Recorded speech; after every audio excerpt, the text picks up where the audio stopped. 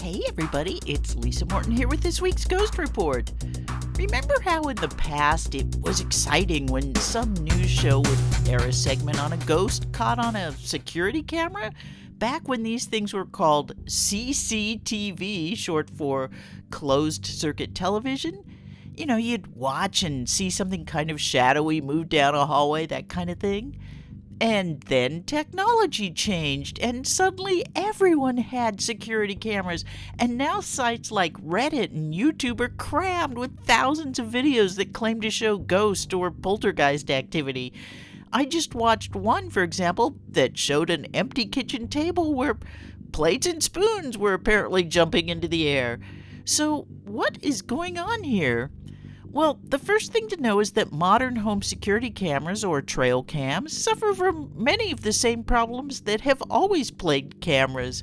Dust or moisture on a lens, for instance, might look like a glowing orb in your photo or video, but security cams have other, more technical issues too that our old cameras didn't.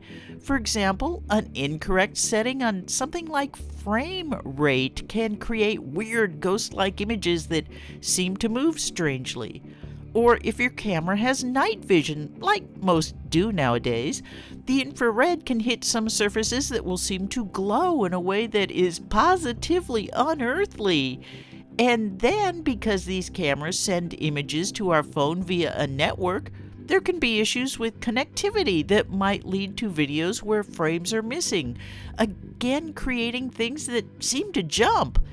So, in other words, that raccoon walking through your backyard could end up looking like some creature from beyond.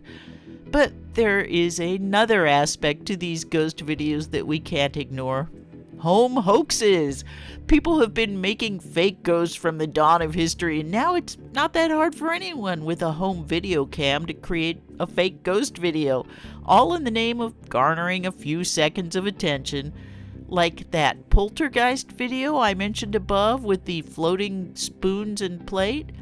In 4 days, it's generated 325 comments, most of which mention being able to see the person with long brown hair who is probably the one pulling the invisible wires.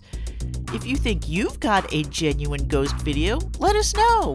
In the meantime, I'll be back next week with a new ghost report.